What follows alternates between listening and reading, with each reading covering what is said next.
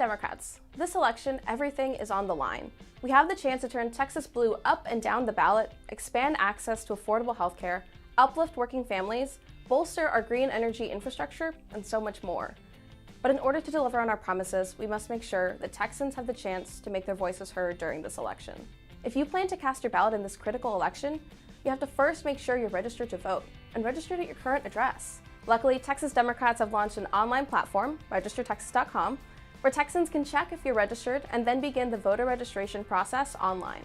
The voter registration deadline is coming up fast, so don't wait until the last minute. Throughout the registration process, we'll be there to guide you so you don't have to worry about navigating this process alone.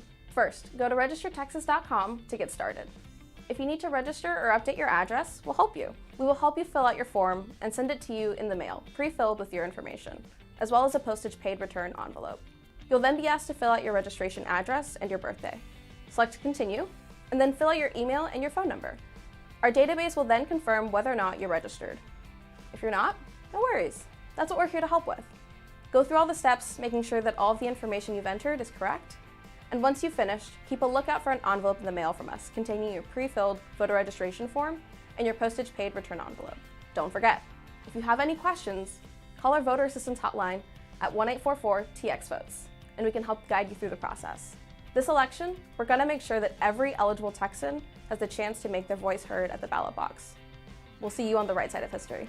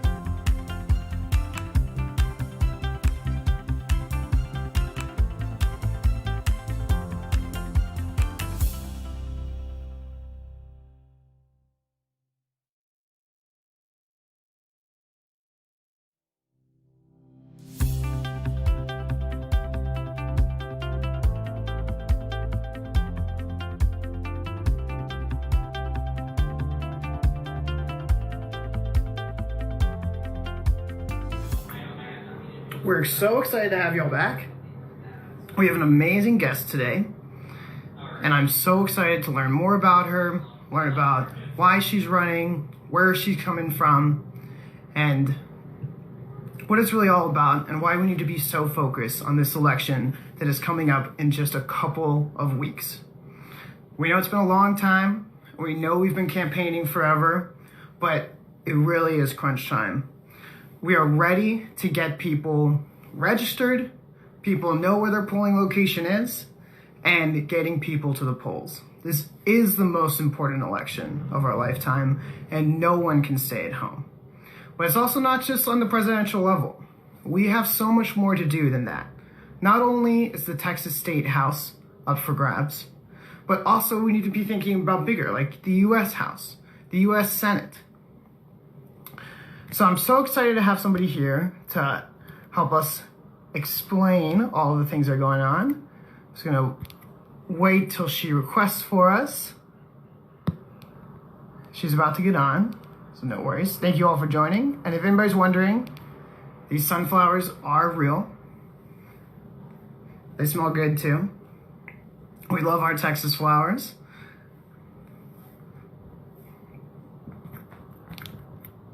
And one moment till she joins. But again, it's just crucial that we aren't just keeping this to ourselves. We need to be inviting friends. We need to be telling family. You need to be telling your postman.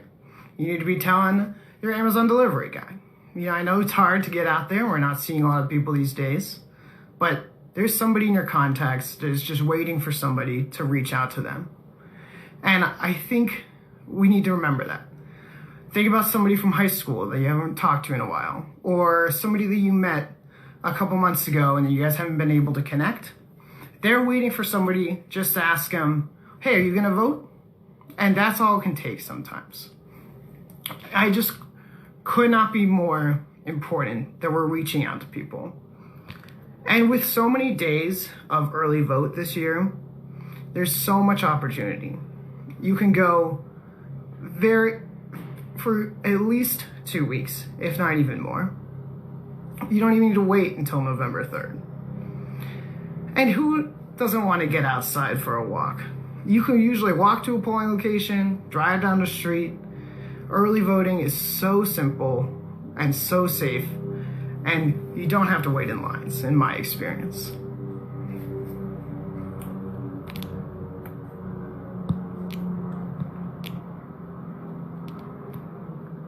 I think our guest is about to come on.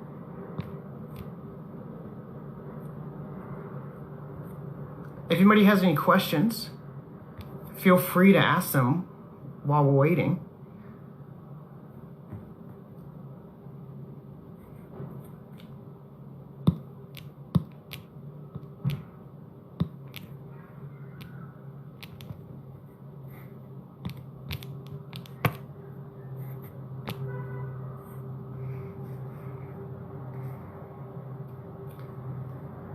So it just takes a couple of days to get a vote by voting application.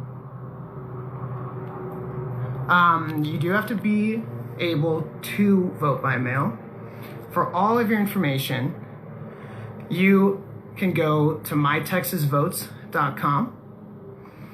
It has everything from who's eligible to vote by mail, and then also you can request your ballot there. There is you can request your ballot up to the 23rd of October, so there's plenty of time, but you do have to register to vote by next Tuesday. So really, register now. I'm glad to hear.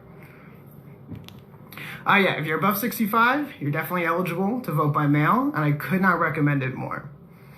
Voting by mail is the easiest way to get your ballot in. You don't have to go to the polls. You can literally fill out your application in the comfort of your own home, take as long as you want, and really be able to just check the Dems all the way down. You know, we need to make sure that we're not just voting top of the ticket. We need to be getting Democrats up and down the ticket, from the State House to the White House through. And there's so many opportunities to be able to do that.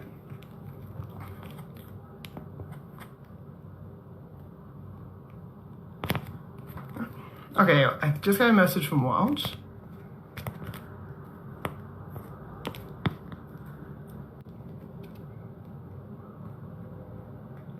Texas is going to turn blue. Thank you for your question.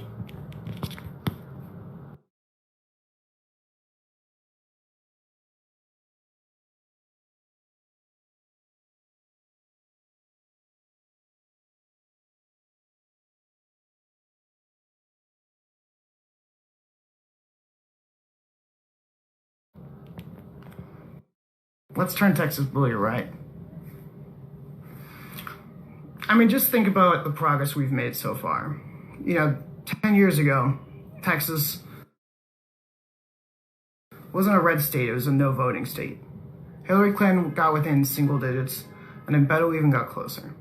With that progress, it's easy that we're going to get Texas blue, but it's going to take more than just one person.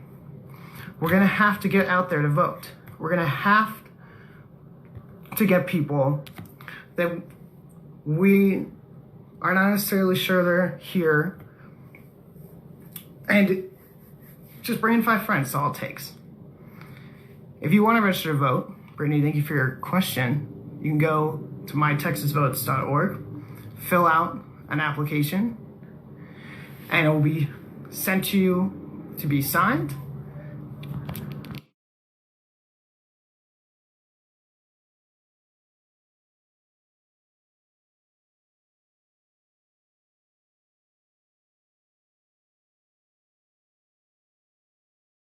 And just bring in 5 friends, that's all it takes.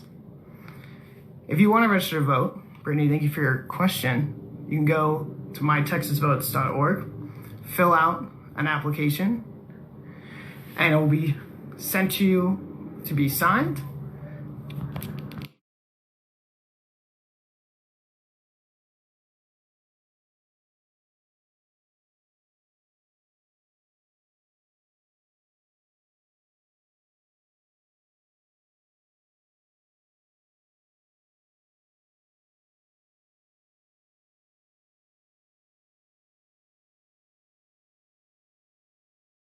And just bring in 5 friends, that's all it takes.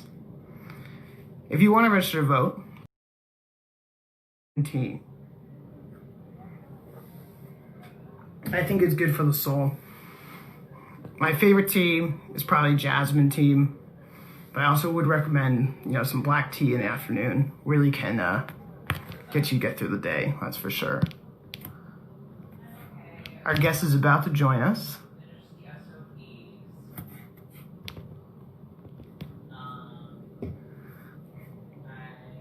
Oh, my early voting plan? It's a great question. I'm going to go on the first day. You know how you get those texts and those calls? If you go and vote, there's time for those texts and calls to go to people that haven't voted yet. And so, not only for yourself to free up some time, but also for the party and for the candidates, it's easier for them if they know who's already voted. And they can reach out to the people that maybe have more questions about voting, maybe unaware of where their polling location is. And that way we can really get everyone there. So the earlier the vote, the better. Because it's just out of the way. And there's less lines. And quite frankly, it's just kind of relieving. I am so ready to vote. I would vote. I would have voted last week if I could. Jackson, depending on where you are, there are some independents running, but look, Texas is really for the Democrats to grab. We need to make sure that we are one team. And that's why we're going up and down the ticket for all Dems. Texas does not count their ballots until Election Day. But there's no worry about Texas' ability to do it. they've been able to in the past. And even with this as the biggest year, there's still going to be no problem.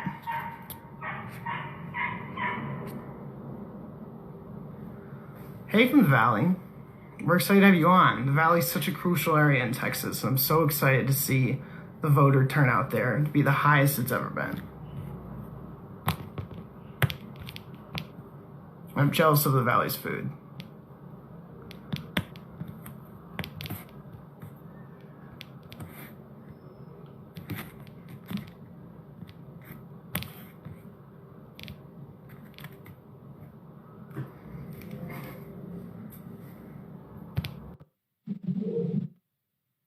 We're not taking the Valley for granted. We got people working in the Valley every day, all day. And it's such a crucial area. I know there's been a lot of, oh, here we go.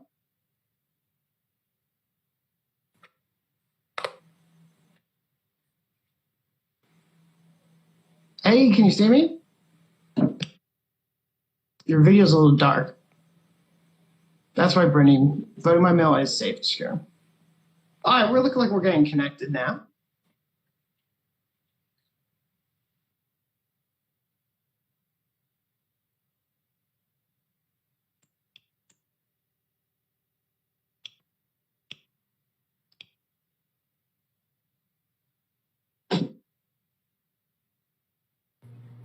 Hi there, everyone.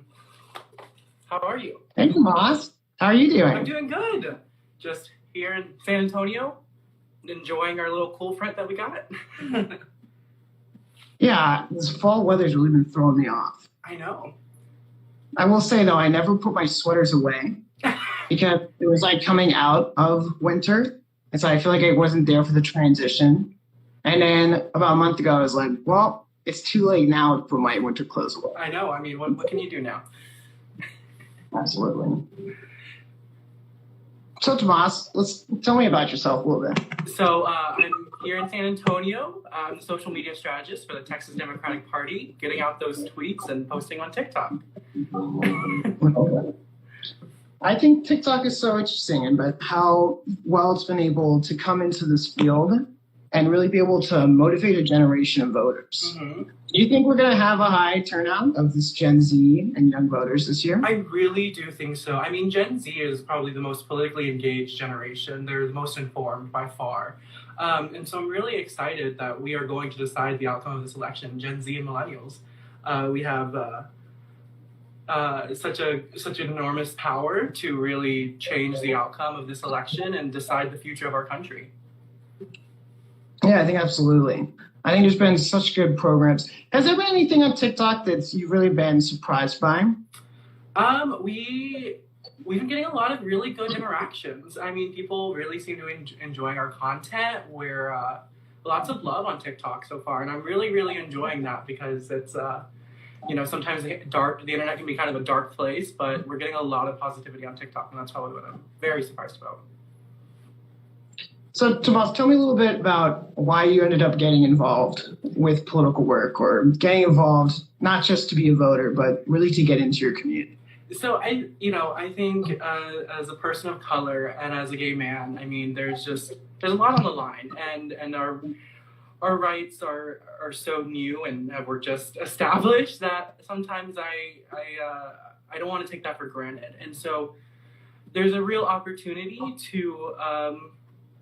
to protect our rights for the next generation and to lay the groundwork out and to build something better. I couldn't have said it better myself. Tomas, what do you think? Have you had any pushback with people that are like, maybe I don't want to vote this year? You know, it's kind of like not my duty to do that. Could you tell us like how you interact with those people? Is there something that you really would like to bring to the table to like remind people about voting or motivate people to vote? It is just so critical to remember that it's our duty as citizens of this great democratic nation that I think we take it for granted and we we take our freedoms as a luxury sometimes, but we have to remember that we have to fight for them constantly, over and over again, and we never stop fighting. It's like, great, this election's going to end, but we have to get ready for the next one, you know, always preparing for, you know, what can we do next, and how can we improve our state and our country even more? Sure.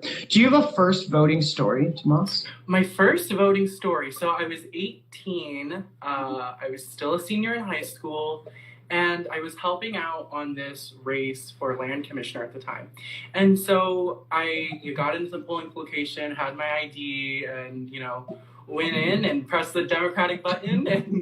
And I know that that's not an option right now, but, you know, I voted up and down Democrats from the very beginning, and probably always will. Yeah, I think it's a good thing to bring up. We are no longer straight ticket voting. So you can't just go into the polls and click Democrats. You really got to make sure you go all the way down that screen and click Democrats all the way. But I kind of I get enriched by it. I'm like, yes. I know. You just got to go down to this very, very bottom. You know, there'll be a few pages, but you got to do what you got to do to make sure every Democrat is checked. Thank you for this intro. But yes, we are going to bring our guest on now. Great. All right. Well, it was great talking with you, James. You as well. Bye-bye.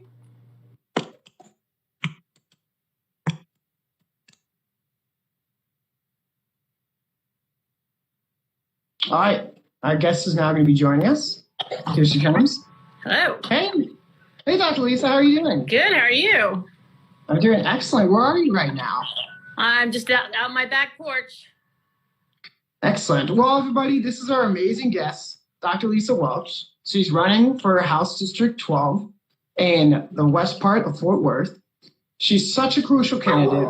When she gets into office, she's going to bring common sense laws, political reform for the criminal department, and she's going to listen to experts, which is shocking that that's not on everyone's mind already, but that's why you're so crucial to be adding to the Texas government. So thank you so much for coming on. Thank you for having me. I appreciate it.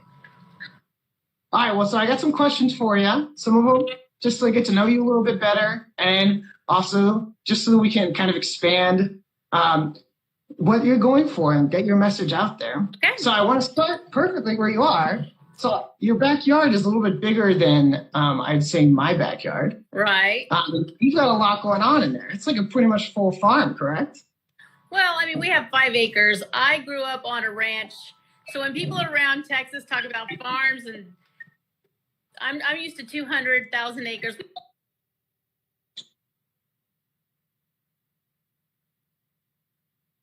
Sorry, we're having some trouble with I live on the country. Internet is an issue.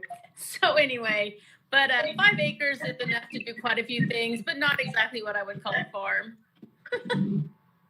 Yeah. So what kind of animals do you got on your backyard, if you will? So really, all we have is chicken. My husband basically uses all of our acreage to grow hay. So we grow hay, and he sells it to the neighbors who have goats and cows and other things. So that's what we pretty much do with ours. We have a large garden that he really this year is the sole gardener. Have you been a little busy? I've been just a little busy. Yeah, I bet. Sorry about that. What is your favorite thing you're growing right now? So it's kind of fall crop time. So we have some pumpkins out, and we then have spinach and collard greens and some lettuces, so that kind of thing.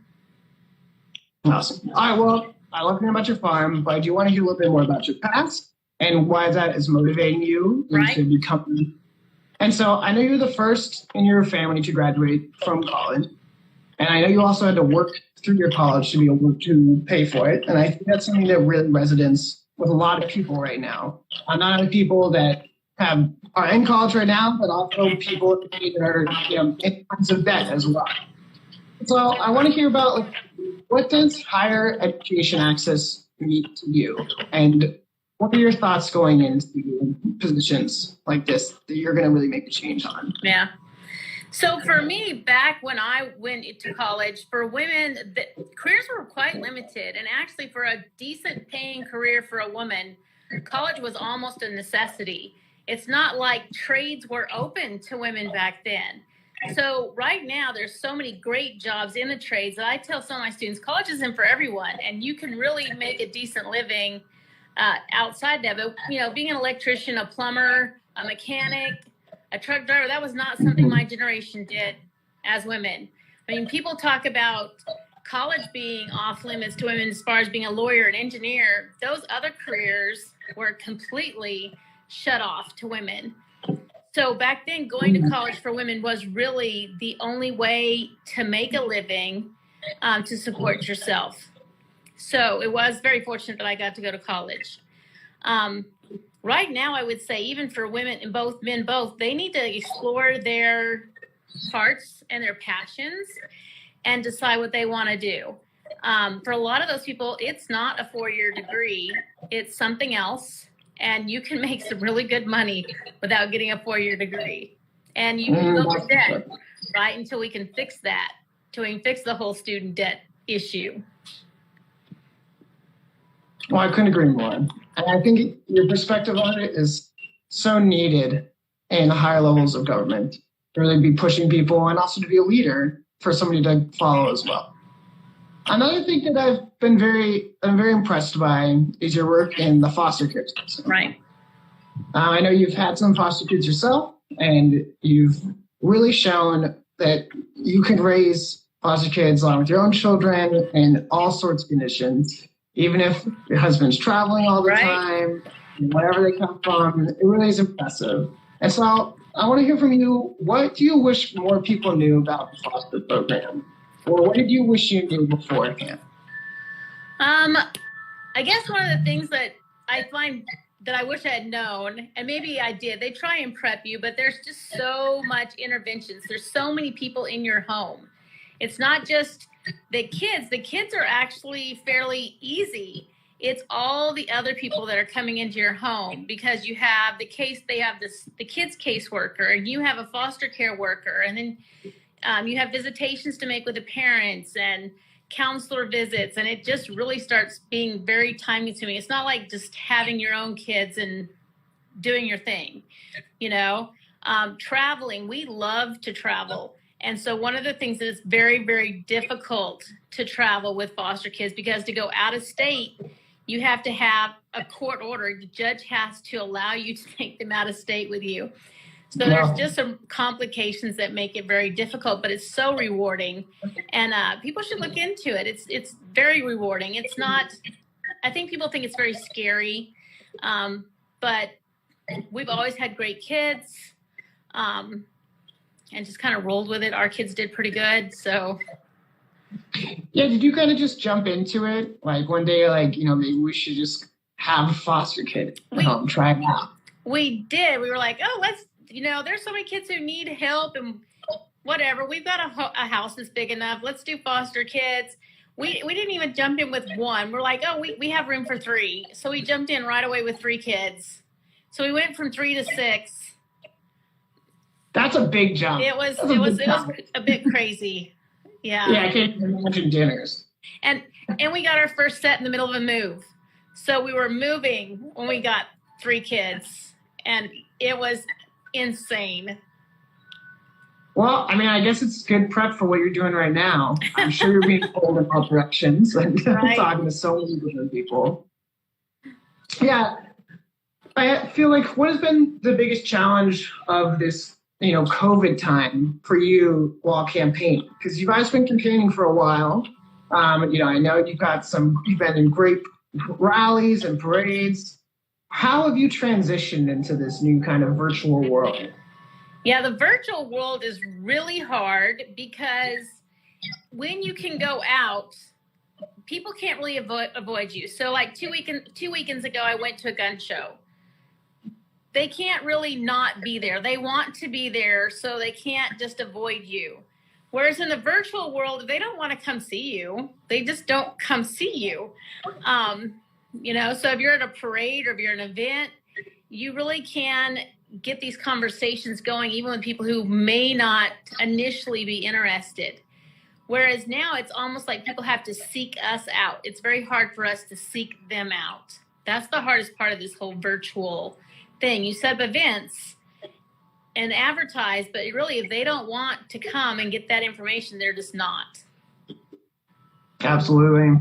Yeah, it's tough getting your message out there to people that might not want to even vote or might not be looking into different things.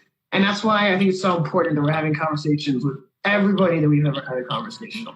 Right. And we got to make sure everyone knows. And that's why I really like these as well, because getting to know people down the ballot is also so important. Now, you're so focused on such an area of Fort Worth, but I think it's just so crucial that your Fort Worthians know who you are. Right. I do think it's also, another question I have is, even in the presidential debate this week, Fort Worth was actually mentioned in it. Could you go into a little bit of why you think Fort Worth is all of a sudden like a national area of looking into and why it's so relevant in politics? Well, I think the main reason is that the Republican Party just won't admit it, but Texas is in play. And Texas is way more blue than what they want to give credit, for. And I think Fort Worth being the last urban area to flip blue, this is it. When Tarrant County goes, the state goes. And even today I was looking at Cook's polls, and they have this district race now, which has always been steady, strong Republican, has now moved to leans Republican. And that's a big shift for this district. And so they now understand that Tarrant County and this district is in play, and that makes the whole state very much at risk for them. Texas is the biggest battleground state in the country. There's no doubt about that. We got 30 electoral votes. If we turn Texas blue, there's no path for Trump to the White House. There's no path for the Senate to stay Republican. And it's places like Fort Worth that I really think are going to make the difference and be the shock. Yeah. And so also on that, why should people vote for you in this election? So in addition to my background, I'm a scientist, I'm an educator. I will take all of that with me. Being a scientist and working at the college level, I'm very used to solving complex problems. I think we don't understand how complex the issues are. And people are like, oh, why don't you just do this? Well, there's like 50 moving pieces to solving any one problem. And that's kind of what scientists do. So that helps me a lot. But one of the reasons I really think people should vote for me is because I do care about them. And that's one of the things my students continually say in their evaluations of me, is that even though I teach a very hard subject, I care about their success. And I will care about the voters in Fort Worth and make sure they're represented. The current incumbent, who's been there for 24 years, Kay Granger, hasn't had a town hall in 10 years. They can't get her to come to a town hall. I can't get her to come to a debate. There's radio show talk hosts that have been trying to get her to come on for years and can't get her to come out. So there's just no communication with her. How can you be a representative if you will not talk to those that you represent? You absolutely cannot. And it's time, her time is up. If you're not going to be part of the community, how are you going to represent the community? Right. If you're not doing your job, let's quit paying you. Well, she's going to get paid because she's reached her pension level, right? So, but, no point in sending somebody who won't represent you. Absolutely. Sorry, my husband, if you hear the tractor in the background, my husband is now haying his field, so.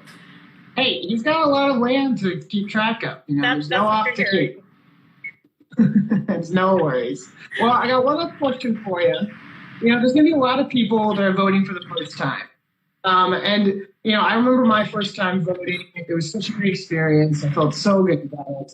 And I was wondering if you remember your first voting experience. I was thinking about this, and I don't remember my first voting experience. I think it's just because it was so just part of our family thing that it was just something we did. And I just don't remember having that first voting experience. I remember all my kids' first voting experience because I took them all to vote for their first voting experience. That's amazing. Yeah, I don't remember mine. Hey, and that's how it should be, right? Voting is not a chore, it's a privilege. And it should just be part of your regular schedule. And do you have a voting plan? So I do have a voting plan. I feel confident plus I live in a very rural area. And so we have a lot of polling places out here. I'm going to vote early, probably during the middle of the day when there's not a lot of people out. And so I'm going to vote in person. That's excellent. What I'm going to do. I also definitely will be voting early. Right. I cannot wait to vote. I can't wait to vote. For Joe Biden, Kamala Harris, Democrats all the way down the ballot. And I cannot wait for election day. Yep. We really get to see all the people that are coming out, people that are bringing their families, people that are bringing their friends. We really are going to make a difference. Yep. And here in Texas. Yeah, I would encourage voters to have that plan in place. If you're voting absentee by mail, put it in early. There's some places in my district that require 70 cents postage, not just 55 cents. So put 2 stamps on to be safe. Mail it early to be safe. Go to one of those drop-off locations, even though Greg Abbott did reduce the number of drop-off locations today. They have to be afraid. They keep blocking the voters because they're afraid of the voters. But make those plans. It's proof that really Texas is a place where Democrats can flip it. They wouldn't be going out of their way this much without happening. That's right. We're here. And you can always remember, you can go to mytexasvotes.org to get any of your voting needs. There's also this year a hotline, 844 Texas Votes. You can call and they'll help you out. They're an amazing team of volunteers. And I'm just so excited we have this time together, Dr. Welch. Thank you. Do you want to plug your website, plug your socials? Where can we find you? How can we give you money? Make sure you win. Yeah, please give me money. Everybody thinks, we're done. No, we have 35 days, and this is a hard push time to be getting ads out. So please don't forget us on those donations. My website is lisawelch.org. Easy enough, and the donation link is there. Also, remember that social media makes a difference. And being able to follow us helps get our ads out to better locations. So I'm on Facebook at Lisa Welch for Congress, Twitter at Welch_Texas, and on Instagram. So. Excellent. Well, thank you again. I'm so excited we got this time, and I cannot wait to see you make your journey to D.C. Right. So, thank you. No problem. Have a good day. You great rest of the day in your backyard. Yep. Bye. Bye, Lisa. Bye.